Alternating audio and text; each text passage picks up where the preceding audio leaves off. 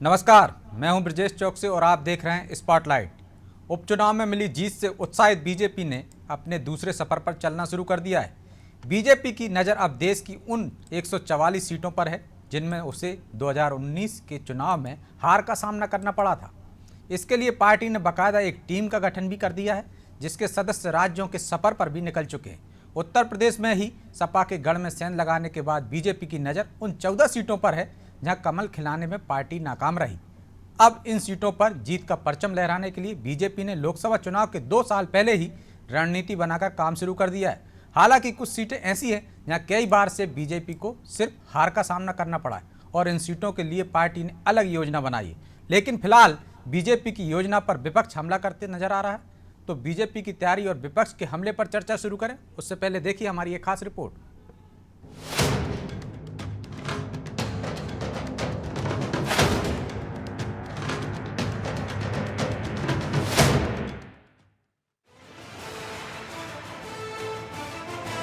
उत्तर प्रदेश की रामपुर और आजमगढ़ लोकसभा उपचुनाव में जीत के बाद उत्साह से भरी बीजेपी ने 2024 की रणनीति पर काम करना शुरू कर दिया है। बीजेपी ने पहले अपने सभी सांसदों को 100 कमजोर बूथों और विधायकों को 25 कमजोर बूथों को पहचान कर इन पर मेहनत करने की जिम्मेदारी दी और अब इन सीटों में जीत दर्ज करने की तैयारी में जुटी है, जिन्हें वो 2019 लोकसभा चुनाव में हार गई थी। इसके लिए भाजपा ने बाकायदा एक टीम भी बनाई है, जिसमें से यूपी की 14 सीटों की जिम्मेदारी उत्तराखंड के राज्यसभा सांसद नरेश बंसल को दी गई है। पार्टी की तरफ से जिम्मेदारी मिलने के बाद नरेश बंसल प्रदेश में एक्टिव हो गए हैं। उन्होंने इन सीटों पर बूथ मजबूत करने को लेकर लोगों को ज्यादा से ज्यादा जोड़ने का काम शुरू कर दिया है। इसके लिए बीजेपी प्रदेश मुख्यालय में एक बैठक का भी आयोजन किया गया, जिसमें नरेश बंसल ने प्रदेश के नेताओं से चर्चा की और सभी 14 सीटों पर जीत दर्ज करने के लिए रणनीति तैयार की। भारतीय जनता पार्टी ने जिस तरह से सेवा और सुशासन का कार्यक्रम 2014 से चलाया है और इसको योगी आदित्यनाथ जी ने जिस तरह से आगे बढ़ाया है, उसका रिजल्ट आपको हर बार के चुनावों में देखने को मिला है। ये उपचुनाव भी इसी बात के प्रमाण है। आने वाले समय में भारतीय जनता पार्टी उत्तर प्रदेश की सभी सीटों पर कमल का फूल खिलाएगी। बीजेपी की नजर महज उत्तर प्रदेश के 14 सीटों पर नहीं है। भाजपा देश भर की उन 144 सीटों पर जीत दर्ज करने के लिए टीम बनाई है, जिनमें वो 2019 में हार गई थी। बीजेपी के सांसदों और विधायकों के अलावा अगले साल से प्रधानमंत्री मोदी भी देश भर का दौरा करेंगे और जनता के साथ सीधा संवाद करने के साथ ही तमाम योजनाओं की समीक्षा करेंगे। यही नहीं, जनता को केंद्र सरकार की तमाम उपलब्धियों और योजनाओं से अवगत कराया जाएगा। हालांकि बीजेपी की इस तैयारी पर प्रदेश की प्रमुख विपक्षी पार्टी तंज कस रही है। देखिए, कोई राजनीतिक दल क्या कर रहा है इससे हमें कोई लेना देना नहीं है। समाजवादी पार्टी अपनी तैयारियां कर रही है। हम चुनाव जरूर हारे हैं, लेकिन हमारे हौसले बुलंद हैं। हम फिर से जनता के बीच में भारी उम्मीदों के साथ जाएंगे और जनता की उम्मीदों पे खरे उतरने का प्रयास करेंगे। समाजवादी पार्टी माननीय अखिलेश जी के नेतृत्व में 2024 में उत्तर प्रदेश से भारतीय जनता पार्टी का सफाया करके दिल्ली की गद्दी से भारतीय जनता पार्टी को हटाने का काम करेगी और हमें पूरी उम्मीद है कि इस अन्याय अत्याचार के खिलाफ जनता माननीय अखिलेश जी के हाथों को मजबूत करेगी। मन में सपने पालना हर व्यक्ति और पार्टी का धर्म बनता है। भारतीय जनता पार्टी सपने पालती है, सपने सपने रह जाएंगे। भारतीय जनता पार्टी उत्तर प्रदेश में सारी सीटें हारेगी, ये प्रमाण भारतीय जनता पार्टी सामने जाएंगे प्रमाण के रूप में। तो जाहिर है कि लोकसभा चुनाव की तैयारियों में जुटी बीजेपी यूपी पर खास ध्यान दे रही है। इस वक्त यूपी की 80 लोकसभा सीटों में से बीजेपी और उसके सहयोगी अपना दल को मिलाकर कुल 66 सीटें हैं। इसके अलावा बसपा के पास 10, सपा के पास 3 और कांग्रेस के पास सिर्फ 1 सीट है। बहरहाल बीजेपी इन 14 सीटों पर जीत दर्ज कर पाती है या नहीं, ये तो 24 के चुनाव के बाद पता चल ही जाएगा। लेकिन फिलहाल 2 साल पहले शुरू हुई तैयारी से बीजेपी का आत्मविश्वास साफ दिखाई दे रहा है। ब्यूरो रिपोर्ट, अनादि टीवी। उत्तर प्रदेश में बीजेपी के मिशन 14 पर चर्चा के लिए हमारे साथ मौजूद हैं जावेद अहमद, प्रवक्ता हैं कांग्रेस के, कंचन द्विवेदी बीजेपी प्रवक्ता हैं, मिशम जेदी सपा नेता हैं और राघवेंद्र पांडे हमारे सहयोगी। आप चारों मेहमानों का बहुत बहुत स्वागत है। जेदी साहब, शुरुआत आपसे ही करते हैं। अभी आप कह रहे थे कि सफाया कर देंगे बीजेपी का 2024 में, एक भी सीट नहीं जीत पाएगी। 2 सीट तो आप बचा नहीं पाए। वो तो पहले 75+ का ना मंत्र लेकर चल रहे थे, अब तो वो इतने उत्साहित हैं कि 80 के 80 सीटें जीतना चाहते हैं और जीतने का दावा भी कर रहे हैं, रणनीति भी बना दी। आपके नेता तो एसी से नहीं निकल रहे, कैसे करेंगे मुकाबला?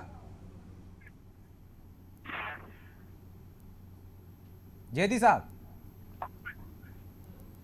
मुकाबला करती है और जनता के ही बलबूते हम लोग जो है वो इस तरह के जीत करके संसद से ले करके और विधानसभा तक पहुंचते हैं। सारे नेता जीतते हैं। इनको हमेशा याद रखना चाहिए कि जनता का ही सहारा होता है और जनता के सहारे से ही सीढ़ियां चढ़ करके पहुंचा जाता है।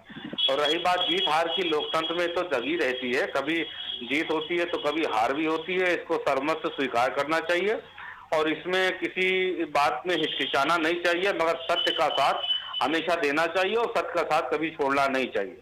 हम हमेशा सत्य के साथ है और चाहे हमारी एक भी सीट ना रहे, चाहे वो प्रदेश हो चाहे देश हो, मगर हम हमेशा जनता की आवाज को उठाते रहेंगे और जनता के हितों की बात करते रहेंगे, चाहे इसके लिए जो भी अंजाम हो।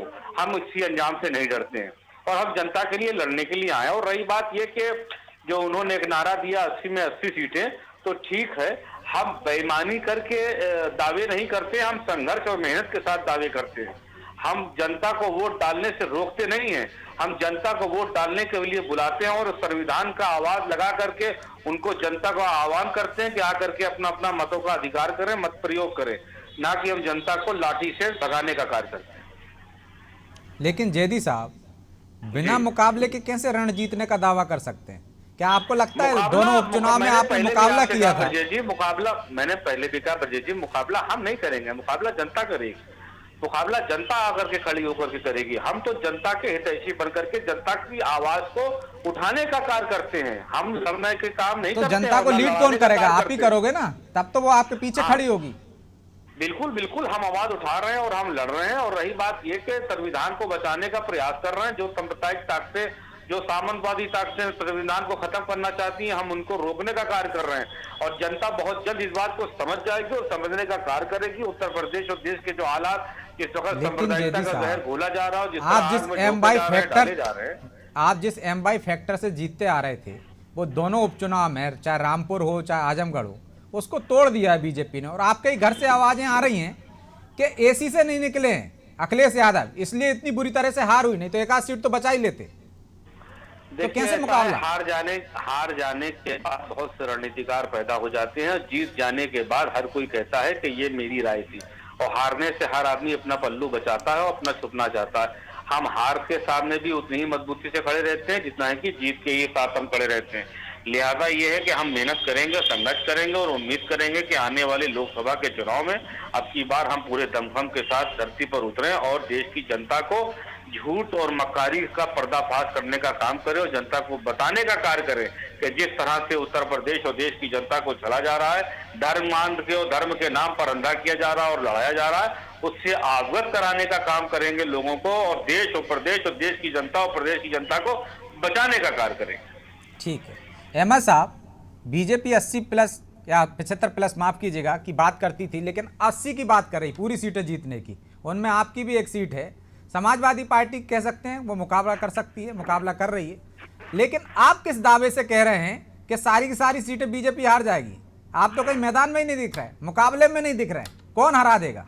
या जैसे कि जैदी साहब कह रहे थे जनता लड़ेगी, आपका भी जनता ही लड़ेगी, आप मैदान में नहीं होंगे? नहीं, देखिए ऐसा है कि अगर कोई विद्यार्थी किसी कंपटीशन में अगर फेल हो जाता है तो आप ये नहीं सोच सकते कि अगली बार वो जो है कंपटीशन में बैठने लायक भी नहीं रहेगा, परीक्षा में एग्जाम देने लायक नहीं रहेगा। वो अपनी प्रिपरेशन करेगा, वो टॉप भी कर सकता है, बिल्कुल, बहुत अच्छी बात कही आप। नंबर 1 पे आ सकता है। लेकिन उस स्टूडेंट को ये भी तो देखा जाता है कि वो पढ़ाई कर रहा है कि नहीं पढ़ रहा है, आगे पास होगा कि नहीं होगा। बिल्कुल पढ़ाई कर रहा है, बिल्कुल पढ़ाई कर रहा है, बेरोजगारी की पढ़ाई कर रहा है, भाईचारा जो खत्म हो रहा है उसकी पढ़ाई कर रहा है, ड्यूटी गिर रही है उस सब्जेक्ट की पढ़ाई कर रहा है। लोगों को जो है वंचित किया जा रहा है। एक तरफ गवर्नमेंट का काम क्या होता है, इलेक्शन कमीशन का काम क्या होता है कि वो कहे कि अपने जन मत का प्रयोग करें। आज सरकार, मौजूदा सरकार क्या कर रही है उत्तर प्रदेश में कि मत का प्रयोग ना करें, मत का प्रयोग ना करें। तो ये ऐसे ये नैरेटिव चला जाएगा तो कैसे काम होगा आप बताइए। उत्तर प्रदेश हो चाहे भारत में कहीं भी अहमद साहब, प्रत्येक व्यक्ति, आपके प्रत्येक नेता नागरिक तो को दिख नहीं उतना रहे ही कहीं अधिकार संघर्ष है करते हुए, वोट डालने चुनाव के का। बाद से गायब हैं, नहीं, उपचुनाव में आप लड़े नहीं, तो क्या उस स्टूडेंट की तरह तैयारी कर रहे हैं जो रात में पढ़ लेता है, दिन में पता ही नहीं चलता किसी को, और आने वाले वक्त में साबित कर देंगे कि हाँ हमने पढ़ाई बहुत की है और जीत के दिखाएंगे। देखिए ऐसा है कि उपचुनाव, आपको भी पता है उपचुनाव होता है जब, आपने देखा होगा जब नगर पंचायत के चुनाव, उपचुनाव वगैरह में सत्ता के प्रभाव में लड़े जाते हैं। आपने रामपुर में जीता जाता उदाहरण है, जहां पर माइनॉरिटीज के वोट थे, वहां पर ऐसा वहां पर पुलिसिया शासन चलाया गया, अधिकारों का अतिक्रमण किया लोगों का, बिल्कुल एकदम सीधे सीधे संविधान की धज्जियां उड़ाई गई रामपुर के अंदर। आजमगढ़ में नहीं कर पाया ऐसा लोग, क्योंकि आजमगढ़ में 10 की 10 विधानसभा समाजवादी पार्टी के पास भी उनके लोग सक्रिय थे। लेकिन रामपुर में उन्होंने जो है लोगों को ये उम्मीद नहीं थी कि घरों से निकलने नहीं दिया जाएगा। तो जब इस तरीके, उत्तर प्रदेश में क्यों अहमद साहब, जहाँ जहाँ आपकी सरकार नहीं है, विपक्ष में हो, वहां भी उपचुनाव नहीं लड़ना चाहिए आपको? इंजन की सरकार जो चल रही है, उस सरकार को साबित करने के लिए आपको अपनी योजनाओं को धरातल पे लाना होगा, तभी आगे जनता आपको वोट देगी। ठीक है कंचन दावे जी, में अब जनता नहीं आने कांग्रेस वाली, उस स्टूडेंट की तरह तैयारी कर रही है जो रात में पढ़ता है और अगली बार मुकाबला करेंगे आपसे और आपसे ज्यादा नंबर लेके आएंगे, ठीक है। लेकिन जैदी साहब भी कह रहे हैं कि आप इतना कमजोर मत समझिए। 75+ का मंत्र दिया था योगी जी ने, 2 सीटें जीतकर इतनी अतिशयोक्ति कि अब तो 80 जीतेंगे। ठीक है, देखिए ब्रजेश जी, मैंने अभी दोनों लोगों को सुना, दोनों प्रवक्ताओं को सुना। बस अंतर कहाँ होता है ना कि जब अभिमान हो या फिर स्वाभिमान हो, इन दोनों चीजों में जब हम अंतर भूल जाएंगे ना तो चीजें खराब हो जाती हैं। जैसे कि अखिलेश जी के लिए यहाँ अभिमान है, अपने स्वाभिमान के लिए आप 80 सीटों के लिए लड़ जाएं और पूरे उत्साह के साथ में, प्रयास के साथ में और दृढ़ता के साथ में अगर आप खड़े होते हैं तो क्यों नहीं। भाजपा 2014 से उत्साह में है और चीजें हमेशा से आप देख रहे हैं, वो जब भी कोई काम करती है या जब भी कोई चुनाव लड़ती है तो वो कभी नहीं कहती कि हम छोटी चुनाव लड़ रहे हैं या फिर हमारे लिए बड़ा चुनाव। उसके लिए चुनाव होता है। हम लोग बस यही सोचते हैं कि हमें जीतना है, हमें हर हाल में जनता के दिलों में उतर करके उनका वोट लेना है, ना कि जैसा कि लोग सोचते हैं या फिर अन्य पार्टी, अन्य दल सोचते हैं नहीं छोटा चुनाव है, बड़ा चुनाव है, उपचुनाव है, हम जाएंगे ही नहीं, ऐसी कौन छोड़ करके जाए, ये सब चीजें। बाकी मैंने सुना अभी बहुत प्रकार से बातें हो रही है। सबसे बड़ा इल्जाम तो ये हो रहा है कि भाई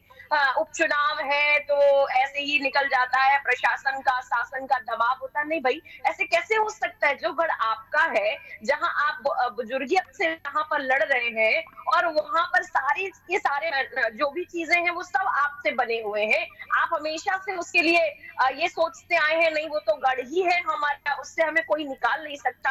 आप बताइए ना, अखिलेश जी क्यों नहीं गए आजमगढ़ में और रामपुर में? या तो उन्होंने सोच लिया कि वो तो गढ़ हमारा है, वो तो हमारा ही रहेगा, या फिर उन्होंने सोच लिया कि वहां अब हम जीतने वाले नहीं है। इन दोनों की वजह को पता नहीं कौन सी वजह से वो वहां नहीं गए। अगर वो जाते तो शायद ज्यादा ही अच्छा होता।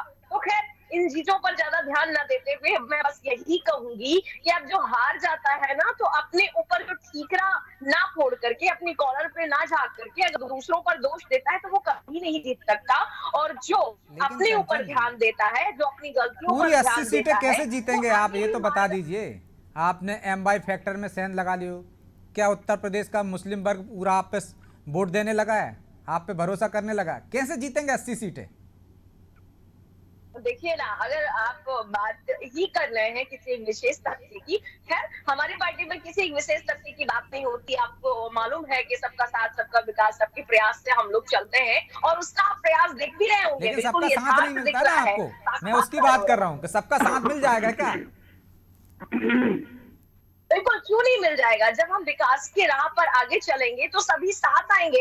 कब तक वो ये सोचते रहेंगे नहीं इनके पिताजी ने ऐसा काम किया है तो इनके एहसानों का बदला बेटे जी को देते रहे? ऐसा नहीं हो सकता है ना कि हम आजादी किसी के साथ हुई है तो भाई उनके द्वारा आजादी के बाद हम लोग चले हैं तो भाई कांग्रेस को ही देते। नहीं हुआ ना, अमेठी दल चला गया ना, तो फिर अब वही हाल सपा का भी है कि आपका आजमगढ़ चला गया, आपका रामपुर चला गया। तो यही बात होती है, जब आप कार्य नहीं करते, जब आप जनता के बीच नहीं होते, केवल अपने स्वार्थों के लिए चुनाव लड़ते हैं, जनता के लिए नहीं, तब आप हमेशा हारते ही चले जाएंगे। चाहे वो कांग्रेस हो, चाहे फिर वो सपा हो, वो कभी भी उठ नहीं सकती। आपको जनता के लिए काम करना पड़ेगा। लेकिन आप जानते ही हैं कि हमारी एक योजनाबद्ध तरीके से कामकाज करने की पद्धति होती है, और हम कभी भी रुकते नहीं। हमारे यहाँ जो भी बड़े से बड़े नेता हैं, वो कभी भी छुट्टी नहीं लेते, कभी भी लेकिन आप एक चीज आराम में के और लिए माहिर कभी हैं, रुकते नहीं आपकी है। पार्टी परसेप्शन बनाने में माहिर है बाकी के दलों से। तो कहीं वैसी तो रणनीति नहीं है कि 2024 से पहले परसेप्शन बना दें कि हम तो सारी जीतने वाले हैं, एक माहौल बनाने की कोशिश है।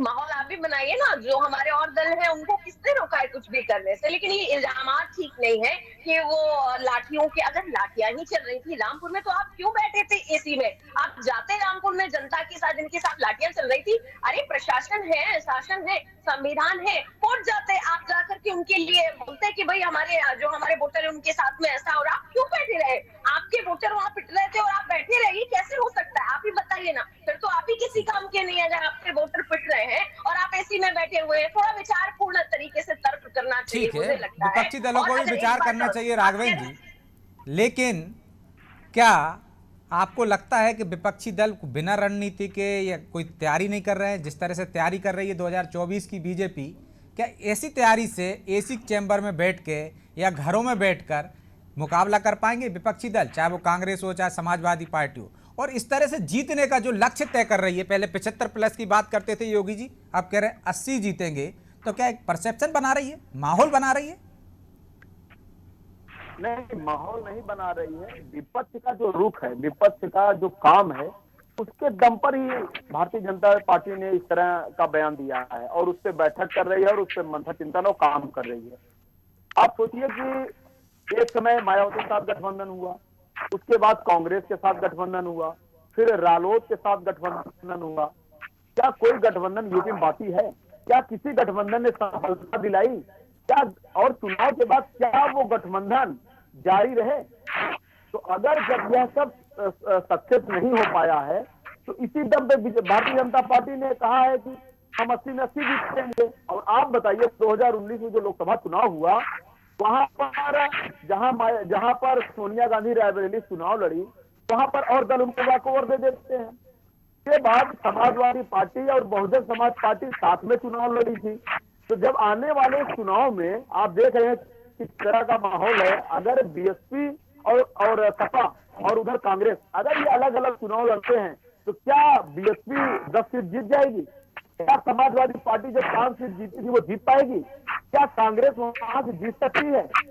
तो इन्हीं लोगों के दम पे तो भारतीय जनता पार्टी ने हुंकार भरा है कि हम 80 में 80 जीतेंगे। इनका स्वार्थ का गठबंधन होता है, चुनाव के पहले गठबंधन होता है, चुनाव के बाद इनका टूट जाता है। इनकी कोई सैद्धांतिक रणनीति नहीं है, इनका कोई तो ऐसे गठबंधन तो बीजेपी में भी टूटे हैं ना राघवेंद्र जी। बीजेपी में भी पिछले चुनाव में हमने देखा था कैसे गठबंधन हुए थे, फिर बाद में टूट गए थे। नहीं, वहां पे जो टूटा था वो भी स्वार्थ के लिए टूटा था। ओम प्रकाश राजभर की कुछ आकांक्षाएं थी जो पूरी नहीं हुई। वो सोचे कि सपा में चले जाएंगे वहां पूरी होगी, लेकिन उनका विकल्प भरने के लिए निषाद पार्टी आ गई ना, डॉक्टर संजय निषाद, और भरपूर सहयोग दिए, सारे लोगों से बात की और चुनाव में गए और भारी संख्या में जीत के आए हैं। उन्होंने अपने 5-6 विधायक बना लिए भारतीय जनता पार्टी सहयोग से। जो भी राजनीतिक दल रहते हैं उनकी महत्वाकांक्षा तो होती है, कांग्रेस की भी है कि वो सत्ता में आ जाए, समाजवादी पार्टी की भी है, बीजेपी की, सबकी रहती है।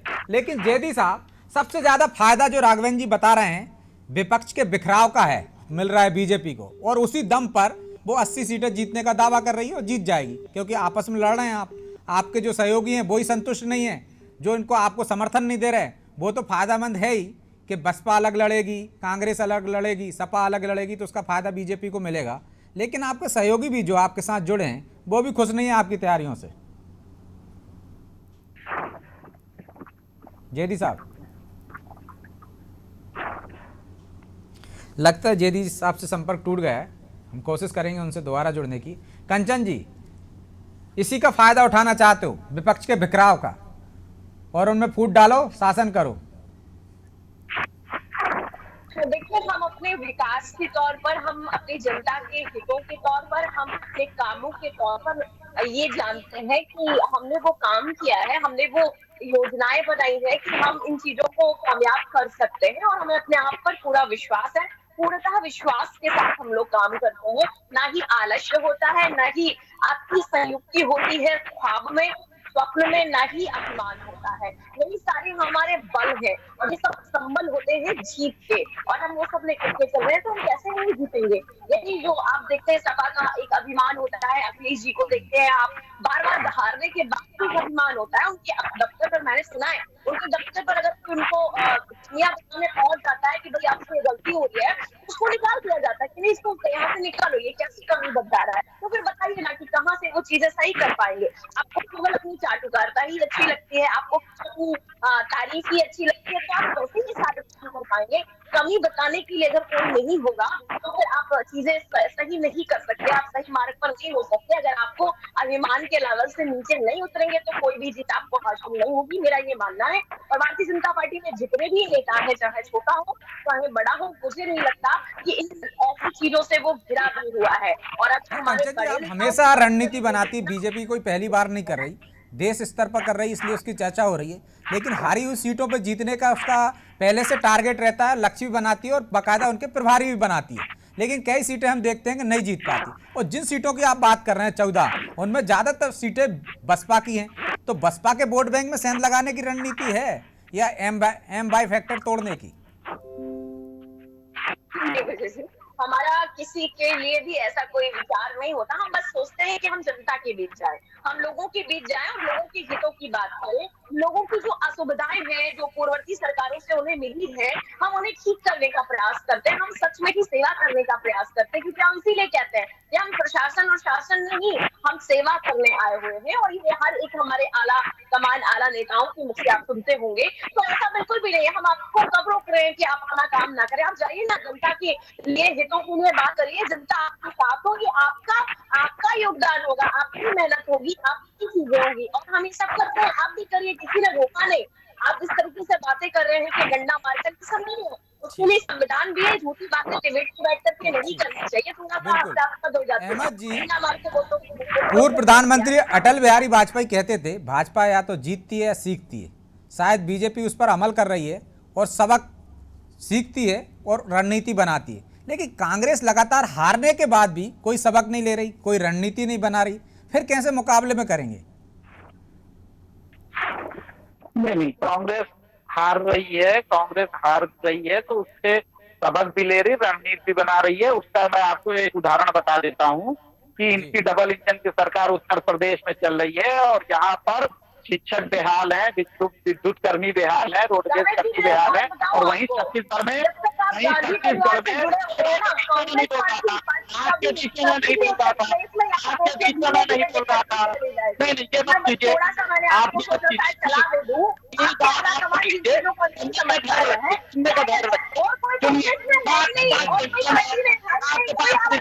योजना आपके पास क्या है, ना भर्ती है आपके पास, हम तो दे रहे हैं ना।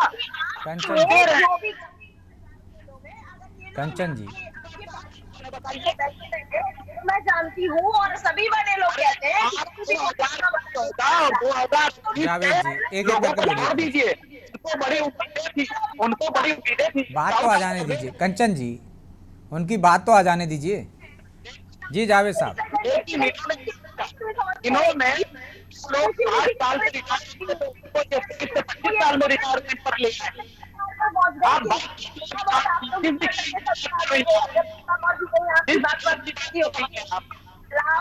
ना व्यापारी, ना महिलाएं सुरक्षित हैं, ना स्कूली बच्चे सुरक्षित हैं। आप किस विकास की, किस डेवलपमेंट की बात कर रही हैं? कुछ तो हो ही रहा होगा ना अहमद साहब, जब तो लोग समर्थन कर रहे हैं। आप तो लड़की हूँ, लड़ सकती हूँ का नारा लेके पहुंचे थे, लेकिन उन्हीं लड़कियों का, उसी महिला वर्ग का आपको सपोर्ट नहीं मिला। एक सीट बची है आपकी, कुछ तो कमियां होंगी आप में। उसी का सपोर्ट मिला भाई हमारी आपकी पार्टी और आपकी योगदान के बारे में सब पता है, वही लोग छोड़ करके आ जाते हैं। चलिए, बहरहाल समय भी इजाजत नहीं देता कि इस चर्चा को आगे जारी रखें हम। आप तीनों का बहुत बहुत धन्यवाद चर्चा में शामिल होने के लिए। तो मिशन 14 पे जुट गई है बीजेपी। 14 क्या, वो तो 144 के मिशन पर लगी है, लेकिन ये 14 के मिशन पर सफल हो पाएगी क्या उत्तर प्रदेश की योगी सरकार?